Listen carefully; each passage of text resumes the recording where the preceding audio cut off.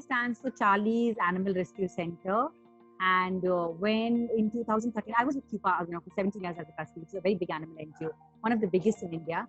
And in 2012, December, I felt I needed to do something more because Bangalore didn't have a dedicated trauma unit for accident cases. And that's something it badly needed because as we get bigger and Bangalore expanded, we found that there were more accidents, more cases of dogs being sick and lying on the roads unattended because everybody's in such a big hurry to go about their work. So we said that we needed something which a dedicated trauma center. That's when we started this. So when we all got together and sat around and looked at each other and said, like, what do we call ourselves? Because that's the first thing.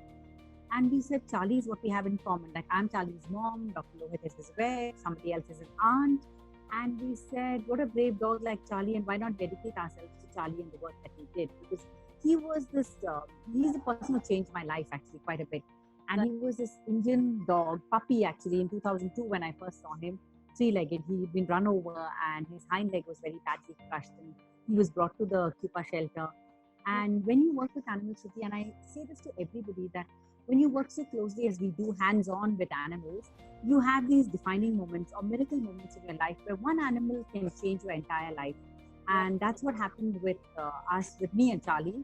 And he was this dog who, he was supposed to be euthanized because at that time, veterinary medicine wasn't so advanced, and the professor said that there's no point in keeping him. He won't survive the surgery to amputate his leg.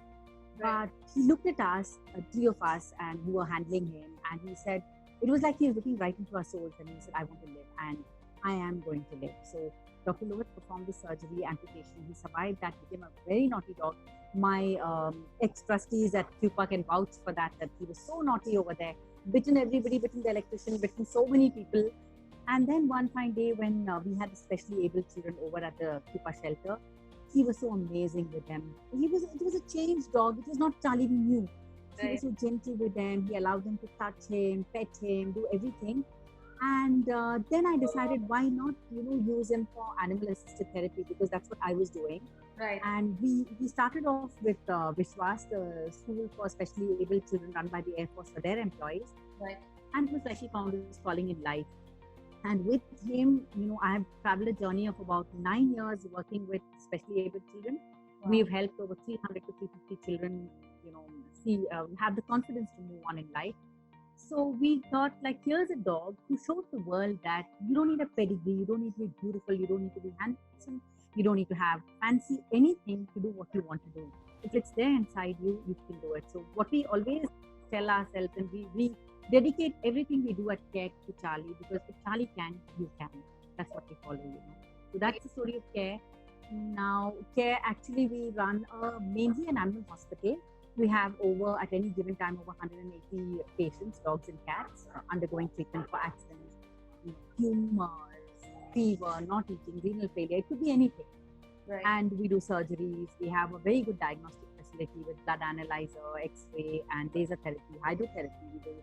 We do ultrasound scanning, a lot of things like that. So, and the other side, we do adoptions. The shelter part of it, we have abandoned dogs we take in, we rehome them, puppies, kitties. We have a neonatal center also where the really tiny neonates are incubated and that thing. So all in all, it's a whole lot of work. We do humane education. We do about 15 sessions every month in schools, a minimum of 15 sessions, because if you don't start young, if you create a whole generation of kind people, then it's really good for our country. So we do that also, as well as animal assisted therapy a bit. Absolutely. I think the motive is very clear and the intent is very clear, and it clearly shows in all the work that you do as well. I think you're also proving that animals don't spread COVID, right? You live with so many of them. You spend your entire day with them. Yes. I think so if that was the case, which, we get a lot of calls. Like yesterday, we got a call from a person who said that, you see, I have so many dogs on the road, and now the virus is there. So I asked him, which virus? He said, the coronavirus. So I said, have you been hugging them? If you are infected, please don't go near them because they're safe. And you are absolutely unsafe. He said, no, I'm not infected, but, I'm scared if I can get something from them. So we had to sit down and explain, you're educated. You can't get anything from them. Only you can pass it on to them if you're infected. So stay away from them if you're infected. That's the main thing. Yeah, because it's, it's also about the collars, the harnesses, the leash. It's not them as them, but it's whatever they use around, which is also used by humans. Yeah. We've also been telling Very people nice, that we very should be nice. more responsible than them, because like when we go out for work, someone comes to pet them, that is where we need to kind of be careful and not let anybody come and pet them on the road, play with them. Yeah, keep them away. Yes, keep them away from strangers and Yeah. people you don't know. Yeah. So also, ma'am, I also have read in the past about the number of adoptions you've encouraged through care, right? You keep doing these regular programs about adoption drives, or you've had some really good influencers come and adopt from you all. How has that helped the entire community and the entire ecosystem?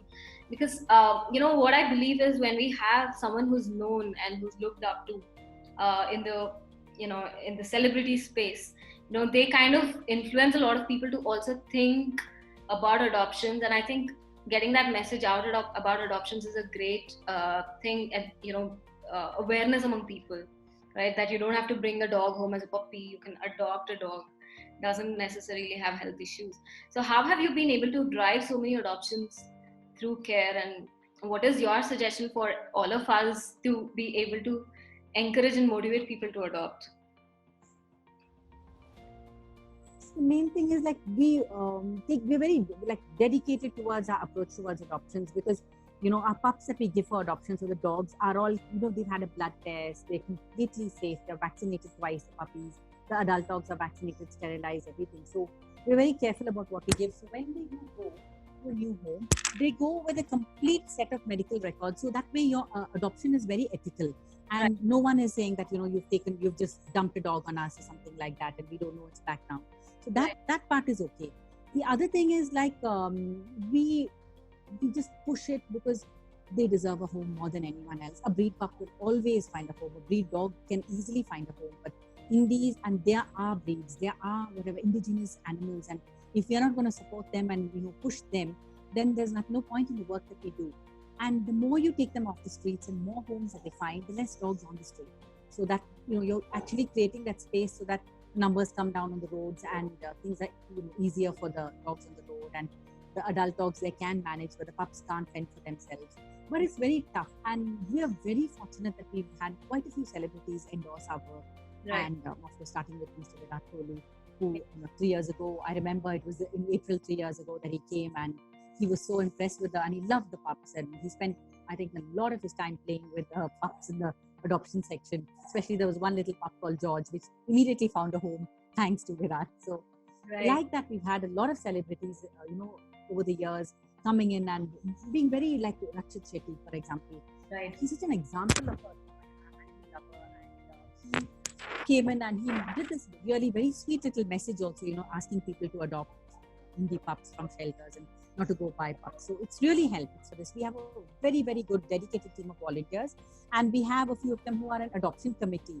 So they do all the background checks, everything, and then the person comes in and then they do the counseling also. And it doesn't end with, taking the dog home. So we have follow-ups. My manager keeps them. He calls them continuously, checks on them, hand-holding them through so many things. All this we do. So it's not just about taking it home, filling the form, taking the vaccination records, and then, it's a relationship that starts from when the pup goes home. Absolutely. Thank you so much for agreeing to do this with us. The objective of this video is for me to hope that more people know about care and all that you do, in addition to all those who already know about you. And I insist and encourage more people to come and adopt dogs and pets from you all. I think we need to come together as a community.